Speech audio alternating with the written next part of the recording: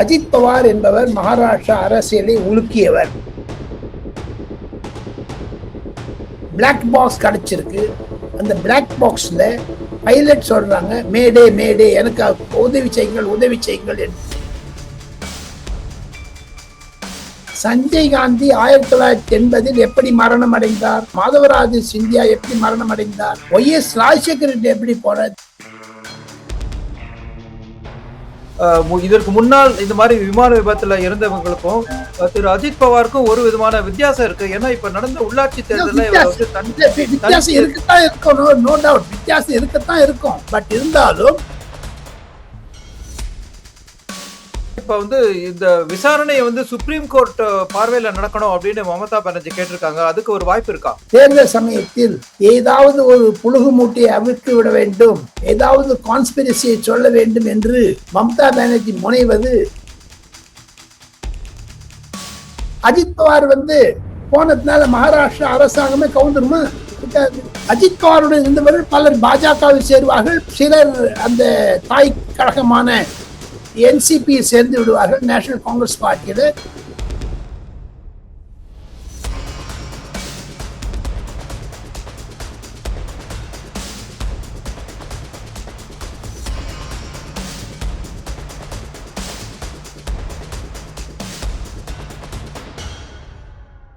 வணக்கம் சிவா 1440 நேயர்களே. மீண்டும் ஒரு முக்கியமான அரசியல் விவாதத்தில் இன்று நம்முடன் இணைந்திருப்பவர் திரு டெல்லி ஆர் ராஜகோபாலன் அவர்கள். வணக்கம் சார். நமஸ்காரம். நமஸ்காரம் சிவா. நமஸ்காரம். மகாராஷ்டிரா மாநிலத்தின் துணை முதல்வர் திரு அஜித் பவார் அவர்கள் ஒரு விமான விபத்தில் புனே அருகில் ஒரு பரிதாபமான சூழ்நிலையில் இறந்திருக்கிறார். அந்த விமான விபத்தை பற்றி பலவிதமான கணிப்புகளும் எண்ணங்களும் ஓடிக்கொண்டிருக்கின்றன. குறிப்பாக மமதா பானர்ஜி அவர்கள் இதை ஒரு கேள்வி கேட்டிருக்கார். ஒரு அரசியல் தலைவர்களுக்கெல்லாம் ஒரு பாதுகாப்பு இல்லையா? அதுவும் இந்த மாதிரி நம்ம அஜித் பவார் அவர் NDA இருந்து விலகி போவாரோ அப்படிங்கிற ஒரு சந்தேகமா இருக்கிற ஒரு சூழ்நிலை இந்த ஒரு விபத்து நடந்திருக்கு. இதை பத்தி நீங்க என்ன நினைக்கிறீங்க? உங்களுக்கு டெல்லியில இருந்து வரும் தகவல்கள் என்ன சொல்றீங்க சார்? சிவா 1440 நேயர்களுக்கு சிவகுமார் மூலமாக, ராஜகோபால் மூலமாக ஒரே ஒரு வேண்டுகோள். இந்த வீடியோ ஆரம்பிப்பதற்கு முன்னதாக அந்த ஆத்மா சாந்தி அடைய வேண்டும், அஜித் பவாருடைய ஆத்மா சாந்தி அடைய வேண்டும் என்று ஒரு நொடி நாம் அனைவரும் மௌனம் செலுத்தி அஞ்சலி செலுத்த வேண்டும் என்று கேட்டுக்கொண்டு நாம் விவாதத்தை தொடங்கலாம். ஒரு நிமிடம் மௌனம். ஓம் சாந்தி சாந்தி சாந்தி. அஜித் பவார் என்பவர் மகாராஷ்டிரா அரசியலை உலுக்கியவர். அகால மரணம் என்பது ஏர்கிராப்ட், இந்த ஏர்கிராப்ட் கிராஷ்ல எப்படி பல ஆங்கில தொலைக்காட்சிகள், இந்தி தொலைக்காட்சிகள் வர்ணனை செய்கின்றன. போதாத குறைக்கு சிவா டெத் என்ன டிக்ளேர் பண்ணிட்ட அப்புறம் பிளாக் பாக்ஸ் கிடைச்சிருக்கு. அந்த பிளாக் பாக்ஸ்ல பைலட் சொல்றாங்க, மேடே மேடே, எனக்கு உதவி செய்யுங்கள் என்று. மத்திய அரசாங்கம் ரன்வே 11 பாரமதியில் இறங்கவும் என்று சொல்லுவதும் அந்த பிளாக் பாக்ஸ்ல கிடைச்சிருக்கு. துரதிருஷ்டவசமானது. இதில் அரசியல் இருக்கிறதா இல்லையா என்பதை விசாரணை செய்திருக்கிறார்கள். மேஜிஸ்ட்ரேஷன் என்கொயரி இல்லை, ஆல் இந்தியா அந்த ஏர்கிராப்ட் அசோசியேஷனுடைய இந்த ஆக்சிடென்ட் செல் டீல் பண்றாங்க. அதுக்காக டெல்லியில இருந்து எல்லாரும் பாரமதிக்கு போய் சேர்ந்துட்டாங்க. இன்று மாலை அமித்ஷா அவர்கள், நாளை ஒருவேளை பிரதமர் போவதாக இருக்கிறது. இதெல்லாம் வைத்து பார்த்தால் தேர்தல் சமயத்தில் ஏதாவது ஒரு புழுகு மூட்டையை அவிழ்த்து விட வேண்டும், ஏதாவது கான்ஸ்பிரசியை சொல்ல வேண்டும் என்று மமதா பானர்ஜி முனைவது அது உண்மை அல்ல என்பதை தேவேந்திர பட்னவிஸ் சற்று நேரத்திற்கு முன் மறுத்து விட்டார். தவிர சஞ்சய் காந்தி 1980 எப்படி மரணம் அடைந்தார்? ஜோதிராதித்ய சிந்தியா அவருடைய தகப்பனார் மாதவராஜ சிந்தியா எப்படி மரணம் அடைந்தார்? அதை தவிர விஜய் ரூபானி எப்படி மரணம் அடைந்தார்? ஏர்போர்ட் லண்டனுக்கு போற பிளேன்ல அகமதாபாத்ல கீழே விழுந்துருச்சு. CMG பாலயோகி எப்படி போனாரு? ஒய்.எஸ். ராஜசேகர் ரெட்டி எப்படி போனார்? தமிழக நம்ம இந்தியாவினுடைய அரசியலில் பல தலைவர்கள் விமான விபத்து, அது இப்படி பார்க்க போனீங்கன்னா all over the world, many persons have been killed in airport accidents. அதை நாம் சதி என்று சொன்னால் ஓரிரு நாளைக்கு அந்த உண்மை இருக்குமே தவிர, அது பிறகு அந்த அறிக்கை வந்த பிறகு பைலட்டாக இருக்கக்கூடியவர்கள், அந்த விசாரணை செய்யக்கூடியவர்கள், சிலர் நம்மளுடைய தலை எழுத்தை நம்பிக்கொண்டு இருப்பவர்கள் நம்புவார்களா நம்ப மாட்டார்களா தெரியவில்லை. ஒரு சில மணி நேரத்திற்கு அரசியல் ஆதாயத்தை காண்பித்து பல காங்கிரஸ்காரர்களும் மம்தா பானர்ஜி சொல்லுவது தவறு என்று தான் என்னுடைய கருத்து சிவகுமார். இப்பொழுது அதே சமயத்துல நீங்க குறிப்பிட்ட அந்த ஒரு இதற்கு முன்னால் இந்த மாதிரி விமான விபத்துல இருந்தவங்களுக்கும் திரு அஜித் பவாருக்கும் ஒரு விதமான வித்தியாசம் இருக்கு. ஏன்னா இப்ப நடந்த உள்ளாட்சி தேர்தலில் வித்தியாசம் இருக்கத்தான் இருக்கும், நோ டவுட் வித்தியாசம் இருக்கத்தான் இருக்கும். பட் இருந்தாலும் போக போக சிவகுமார் எப்போ சீஃப் மினிஸ்டரே ஒரு அஷூரன்ஸ் மாதிரி ஒன்று கொடுத்துட்டாரோ விசாரணை நடக்க போது, let us wait for the விசாரணைன்னு சொல்லிட்டு அப்புறம் அந்த விசாரணைக்கு மேலாக நாம் இது பற்றி ஒரு that is not the contention. இப்போ ஆக்சிடென்டா இல்லை, அவர் செத்து போயிட்டார், யூ கான்ட் ரிவைவ். அப்படி பார்க்க போனீங்கன்னா நிறைய பேர் எம்ஜிஆர் ஆஸ்பத்திரி இருந்தார், அம்மையா ஜெயலலிதா ஆஸ்பத்திரி இருந்தாங்க, மரணம் அடைஞ்சிட்டு அப்பல்லோ ஹாஸ்பிட்டல் மேல போட்டாங்க. நம்ம எடப்பாடி பழனிசாமி சிபிஐ என்கொயரியை கேட்டாரு, பன்னீர்செல்வம் ஒரு விதமா சொன்னாங்க, பிரைம் மினிஸ்டரே சசிகலா பார்க்க விடலன்னு சொன்னாங்க. ஸோ அதெல்லாம் மனசுல வச்சிருந்த ஒரு டெத் ஹஸ் ஹேப்பன்ட். அதுக்கு நம்ம இனிமேல் போஸ்ட்மார்ட்டம் செஞ்சது எப்படி இருக்குமோ அதெல்லாம் அரசியல் ரீதியாக பண்ணுவார்கள். அதுதான் என்னுடைய கருத்து. சார், ஏன்னா இப்ப இந்த விசாரணை சுப்ரீம் கோர்ட் பார்வையில நடக்கணும் அப்படின்னு மமதா பானர்ஜி கேட்டிருக்காங்க. அதுக்கு ஒரு வாய்ப்பு இருக்கா?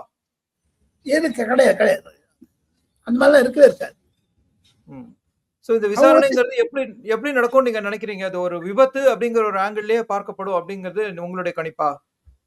கண்டிப்பாக சில துறைகளில் வல்லுநர்கள் இருக்கிறார்கள், பைலட் ஆஃப் தட் ஏர்கிராஃப்ட் இருக்காங்க, அவங்களுடைய அறிவுரை தான் முக்கியமாக இருக்குமே தவிர இது டெக்னிக்கல் டீட்டெயில்ஸ். சாப்பிட்டேஜ் ஆகுதுன்னா நடு விமானத்திலேயே ஆகலை, ரன்வேல வரும்போது ஆறுது. அந்த கனிஷ்கா ஏர்லைன்ஸ் எப்படி வந்ததுங்க? நடு விமானத்தை சமுத்திரத்தை பற்றி யாருமே எடுக்கலீங்களே, அது சாப்பிட்டேஜ். இங்க வருது சாப்பிட்டேஜ். ஒவ்வொருடைய கருத்து வைரமாக சுப்ரீம் கோர்ட் ஜட்ஜுக்கு ஒத்துக்க மாட்டாங்கன்னு தான் நினைக்கிறேன். இருந்தாலும் அரசாங்கத்தினுடைய நிலைப்பாடு எப்படி இருக்கும் என்று தெரியவில்லை. சார், இப்ப நம்ம பலரும் இவர் அஜித் பவார் அறியற விதம் சரத் பவாரோட ஒரு உறவினர் கட்சியில அதே கட்சியை பிளவுபட்டு இன்னொரு கட்சியா எடுத்துட்டு வந்தாருங்கிறது தான். அவருடைய அரசியல் பின்னணியை பத்தி கொஞ்சம் சொல்ல முடியுமா சார்? கண்டிப்பாக. அது 1982 அவர் அரசியல்வாதியாக மாறினார். 1959 அவர் பிறந்தவர். மிக மிக ஒரு இளம் வயதில் அரசியலை முழுக்க முழுக்க கண்ட்ரோல் பண்ணவர். அவருக்கு இருக்கக்கூடிய பிடிப்பு என்பது, அவர் 70,000 கோடி நீர்ப்பாசன ஊழல் செய்தார் என்று எதிர்கட்சிகள் குற்றம் சாட்டினாலும் அவருக்கு இருக்கக்கூடிய ஒரு அழுத்தம் என்பது, அரசியலில் பல ஏழை எளிய திட்டங்களை எல்லாம் கொண்டு வந்திருக்கிறார். அப்பேற்பட்ட அஜித் பவார் 3 முறை துணை முதலமைச்சராக இருந்திருக்கிறார். பல இதுல இருந்தா கூட இப்ப ரீசெண்டா உங்களுக்கு ஒன்னே ஒன்று பார்க்கணும். ரீசெண்டா இருக்கக்கூடிய நிலைமையை பார்த்தீங்கன்னா, பூனால பாரமத்தியில பிஜேபி ஜெயிச்சிருச்சு. அஜித் பவார் போனதுனால மகாராஷ்டிரா அரசாங்கமே கவுந்துருமா? இருக்காது. அவர் அந்த எம்எல்ஏ என்ன இருந்தாலும் சரத்பவாருக்கு இது ஒரு மாபெரும் இடைஞ்சல். 85 வயதான சரத்பவாருக்கு எப்படி தன்னுடைய மருமகனே இப்படி கொலை பண்ணி மரணம் அடைந்ததை கேட்டு வருத்தம் தான் வரும் நிச்சயமா. இதனால அரசியல் வாழ்க்கை என்பது அவர் பொதுமக்களுக்கு அதிகமான சேவை செய்தவர் என்று தான் நான் கேள்விப்படுகிறேன். அவருக்கு தெரிந்த பலர் தமிழக அதிகாரிகள் கூட பணிபுரிந்திருக்கிறார்கள். அவரை நான் நன்றாக அந்த தமிழ் அதிகாரிகளை அறிவேன். IAS IPS ஆபீசராக இருந்தவங்கலாம் ஸ்பீக் ஹை ஆஃப் இம். ஊழல் இருக்கத்தான் இருந்தது, யாரும் இல்லை என்று சொல்லவில்லை, ஊழல் இருக்கு. இப்ப தமிழ்நாட்டில் ஜெயலலிதாவை ஊழல்ல இருந்து எடுத்தாங்க. she was arrested, she went to court, she lost her game. சென்னா ரெட்டி அந்த அம்மாவை டிஸ்குவாலிஃபை பண்ணாங்க. கருணாநிதி மேல நிறைய ஊழல் புகார் இருந்தது. ஆனா அவர் நல்ல அட்மினிஸ்ட்ரேட்டர் யாரும் சொல்லாது இருந்தாங்களா? பொதுமக்களுக்கு அத்தனை பேருக்கு உதவி செய்தார்கள் என்று சொன்னார்களே, அதெல்லாம் வச்சு பார்த்தீங்கன்னா there are minus and plus இருக்கத்தான் இருக்கும் சிவா. சோ இப்ப மகாராஷ்டிர அரசியல்ல இது வந்து ஒரு வெற்றிடத்தை உருவாக்குமா? இந்த வெற்றிடத்தை யாரால நிரப்ப முடியும்? அந்த கட்சி அவருடைய அஜித் பவார் கொண்டு வந்த கட்சி இப்ப என்ன ஆகும்? அஜித் பவாருடன் இருந்தவர்கள் பலர் பாஜகவில் சேருவார்கள், சிலர் அந்த தாய் கழகமான என்சிபி சேர்ந்து விடுவார்கள், நேஷனல் காங்கிரஸ் பார்ட்டியில.